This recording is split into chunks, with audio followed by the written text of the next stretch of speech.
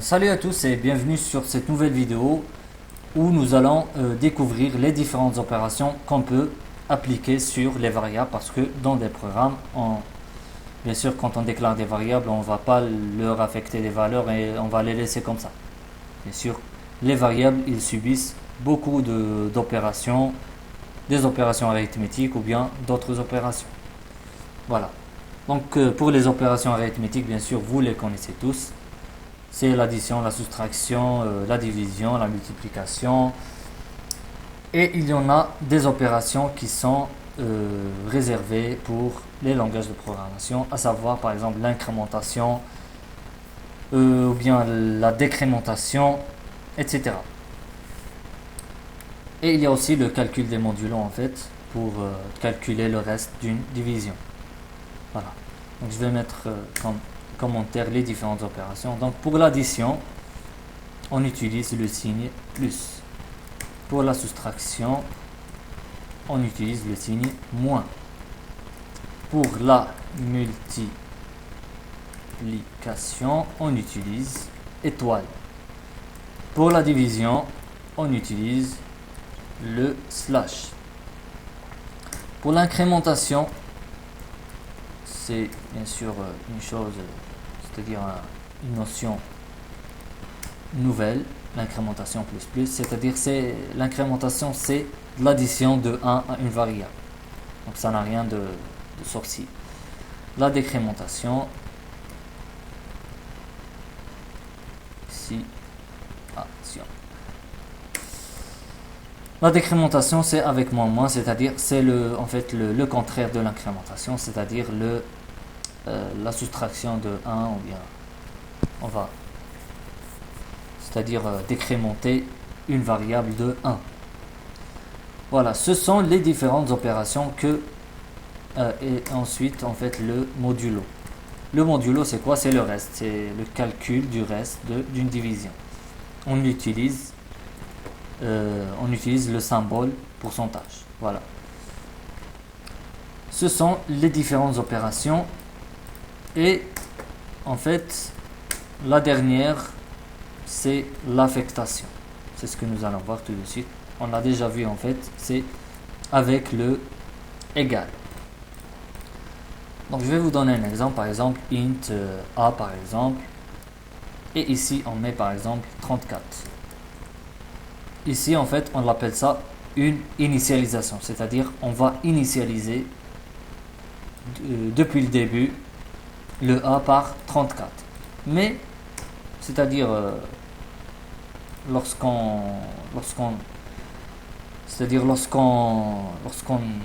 utilise ou bien on fait des calculs, etc., des opérations, le a bien sûr va être peut-être changé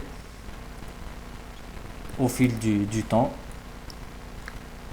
Donc pour changer la valeur de a, on peut utiliser l'affectation tout simplement. Donc on affecte par exemple à 2.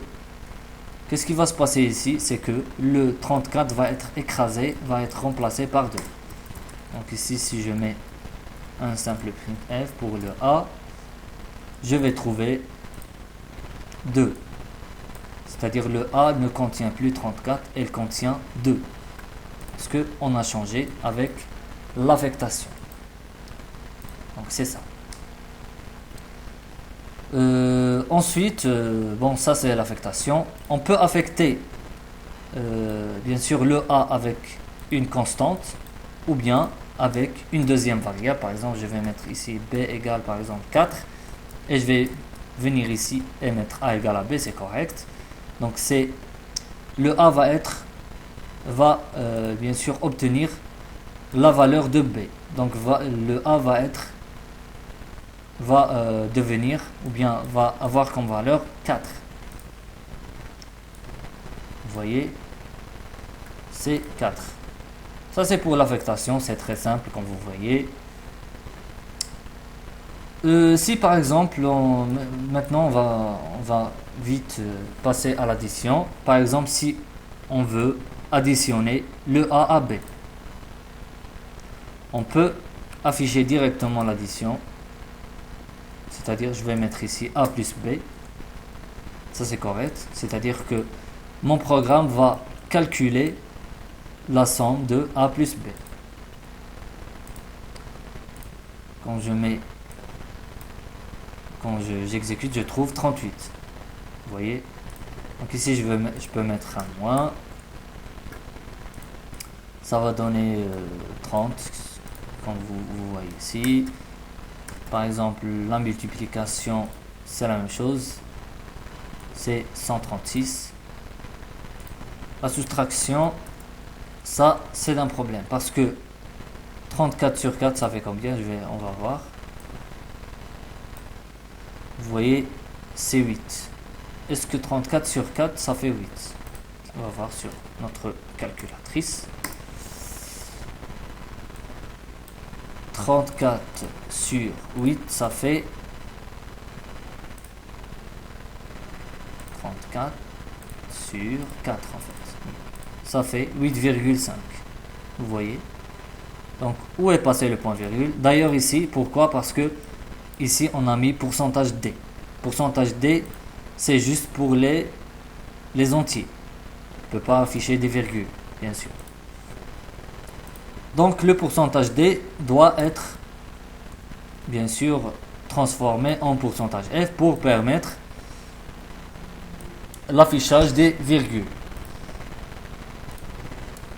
Donc, je vais mettre ici...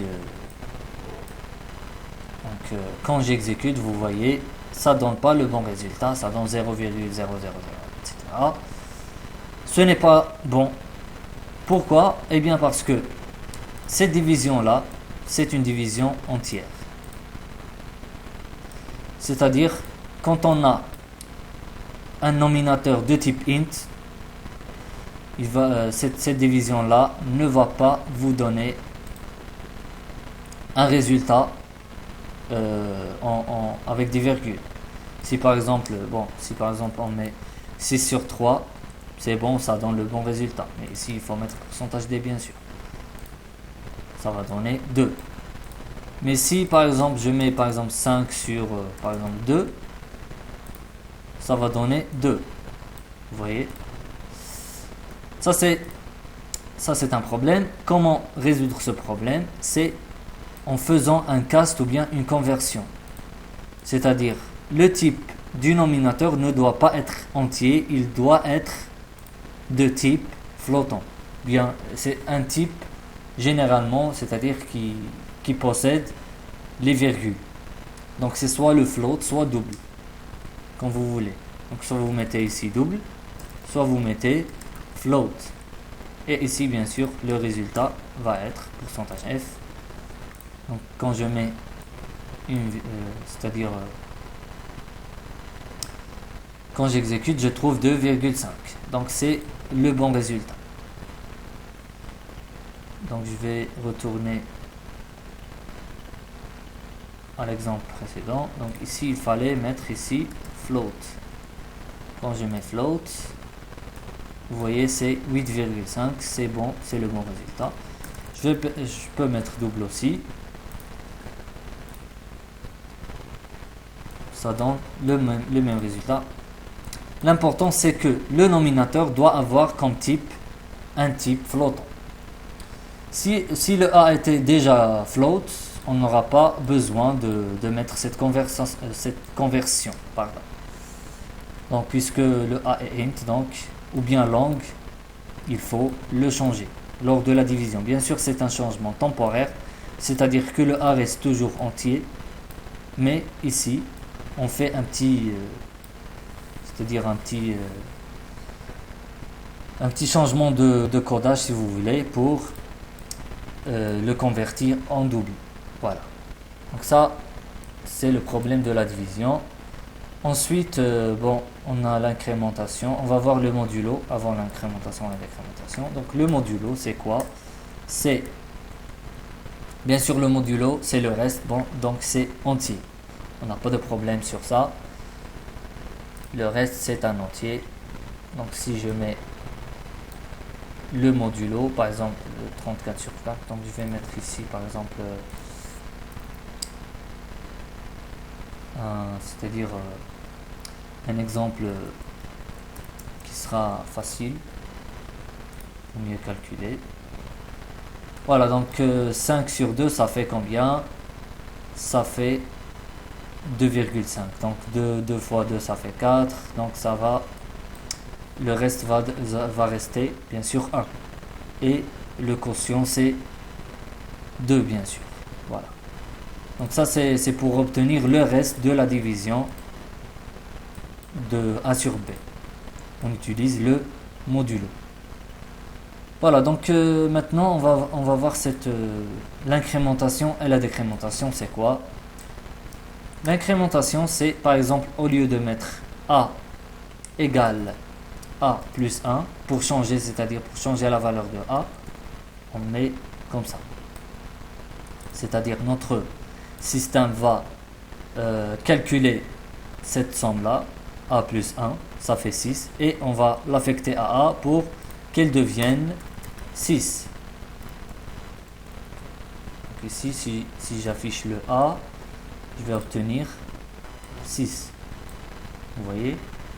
Donc au lieu de mettre tout ça, qu'est-ce que je vais mettre? Je vais mettre ici comme commentaire, je vais tout simplement mettre A++.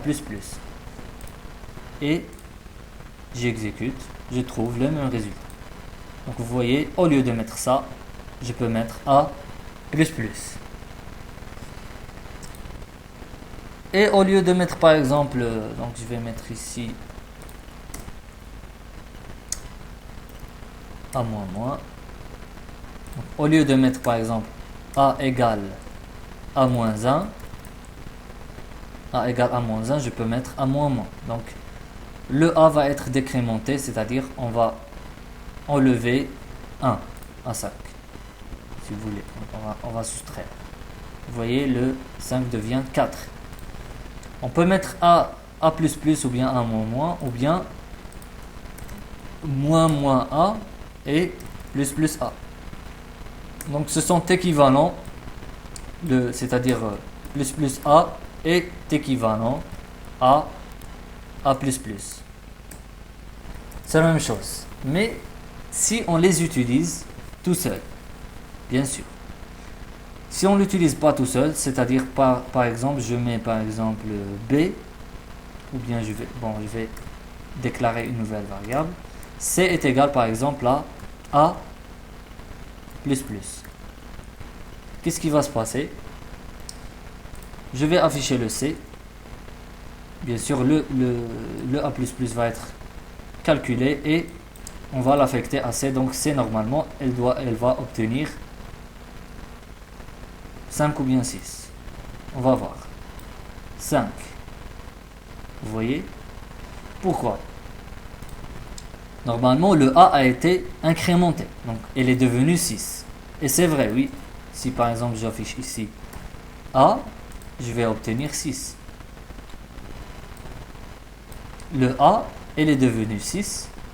Mais le C reste 5. Alors qu'on a, bien sûr, affecté la valeur de A à C. Si je mets le contraire, c'est-à-dire plus A, qu'est-ce qui va se passer? Ici, c'est logique, vous voyez, parce que on a calculé l'incrémentation de A et on a affecté à C. Donc, on obtient 6.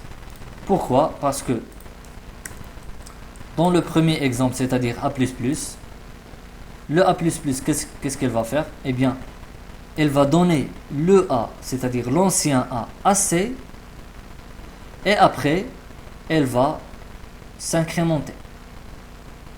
C'est-à-dire, après l'affectation à C, le A va être incrémenté. Alors que le ++A, le A va être incrémenté avant d'affecter sa valeur à C. Donc ça, c'est équivalent, si vous voulez, à C est égal à A, point virgule, A égale A plus 1. Donc, ces deux instructions-là sont équivalentes à la seule instruction C est égal à A++. Vous voyez?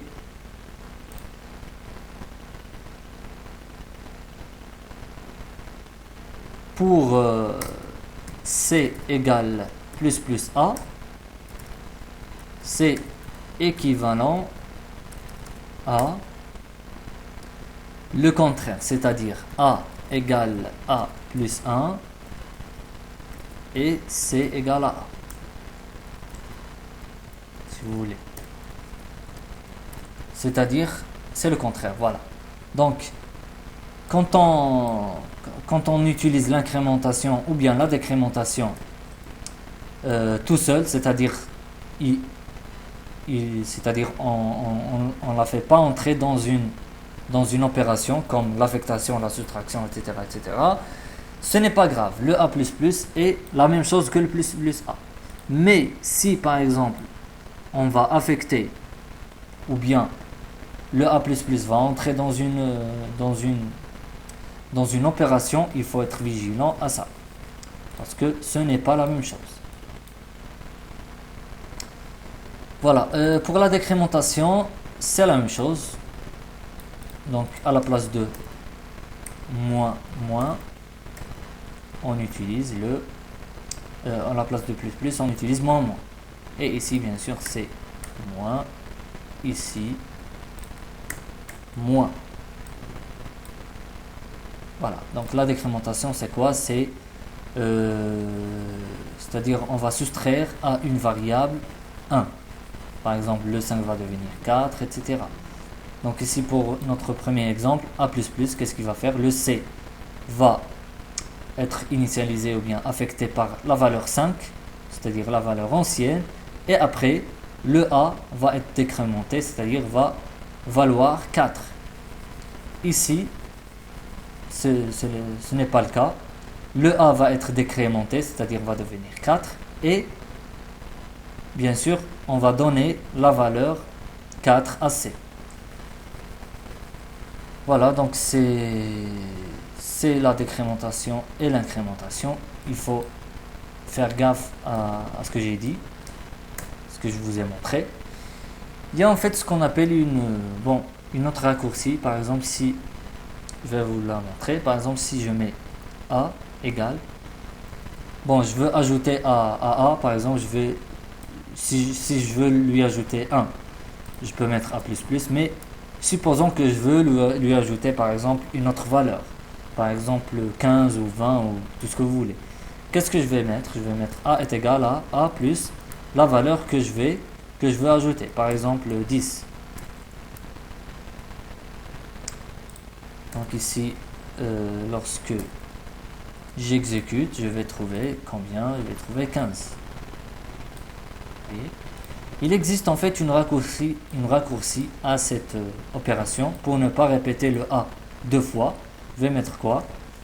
Je vais mettre ici plus égal. A plus égal 10, c'est-à-dire on ajoute à A 10, à la valeur que contient A 10. Donc ça c'est équivalent à A égale A plus 10. Voilà, j'obtiens le même résultat. Ce qu'on dit du plus, on peut le dire du moins, de la multiplication, la division, le module. C'est la même chose. Donc pour résumer tout cela, je vais mettre un petit programme. Donc je vais mettre par exemple un dédouble pour changer un petit peu. Donc je vais mettre A, virgule B.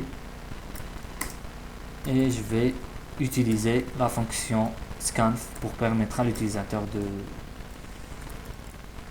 d'interagir avec le programme. Donc donner A par exemple, et mettre ici scanf. Ici, puisque on est en double, je vais mettre en fait pourcentage LF et non pas pourcentage F, parce que le double c'est pourcentage LF. Donc je mets ici adresse A. En fait, je peux lire les deux variables en même temps. Je vais vous montrer ça. Je vais mettre données A et B. Et ici, il suffit de de répéter pourcentage LF deux fois. Ici. Et j'ajoute l'autre argument pour B. Donc vous voyez, je peux. Scanf, c'est la même chose que printf. Elle peut avoir davantage d'arguments, énormément d'arguments, comme vous voyez. Donc ici, je répète pourcentage LF deux fois. Si c'était des entiers, je vais mettre pourcentage D, pourcentage F, etc. Tout ce que vous voulez. Voilà. Donc j'ai lu les deux. Donc je vais mettre les différentes opérations. Par exemple, je vais mettre ici printf. Par exemple, A plus B égale, et je vais mettre ici pourcentage F puisque la somme de deux doubles c'est un double. Donc je vais mettre ici A plus B.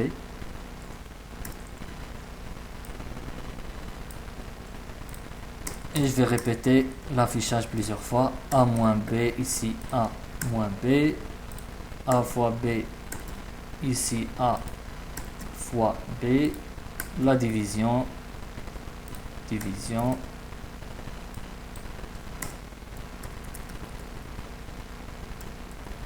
Le modulo A pourcentage B égale pourcentage D.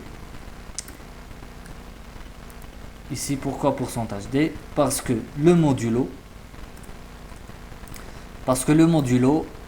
c'est-à-dire il a comme résultat un entier. Il n'y a pas de float. Ici, pourquoi j'ai pas mis la conversion? Parce que le A est déjà de type double. Si il était de type entier, que ce soit int, char, short, etc., là je suis obligé de convertir. Mais là, je ne suis pas obligé de convertir, donc ce n'est pas grave. Ici, je vais mettre un pourcentage n pour revenir à la ligne, tout simplement. N pourcentage. La dernière, ce n'est pas grave parce qu'il n'y a rien après. Voilà. Qu'est-ce qui se passe?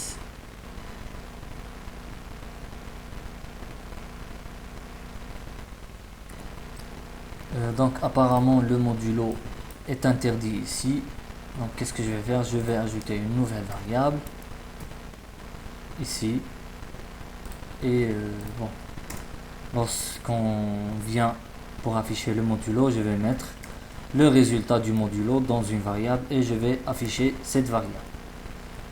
A modulo B. Normalement le C c'est un entier. Donc ici je vais mettre int C. Voilà. Et ici je mets C. Voilà, je crois que ça va marcher.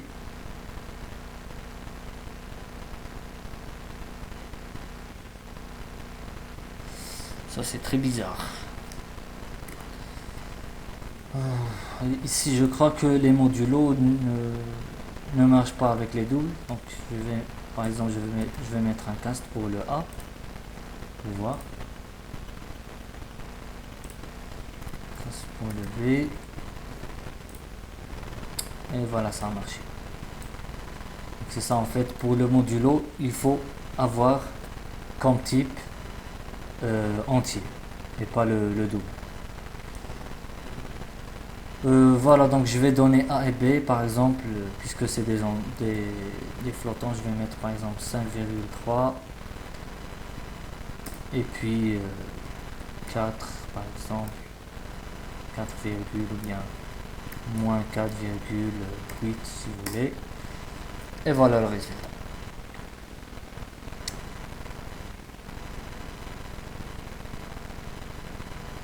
Donc 0,5, 10, 10 points, moins 25, etc. Donc bon, ce sont des calculs, vous pouvez faire les calculs pour ou bien on va faire un exemple simple pour ne pas se perdre. Par exemple 10, 4.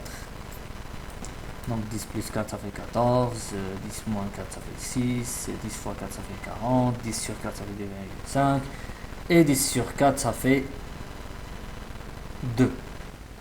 Oui, 2,5. C'est ça.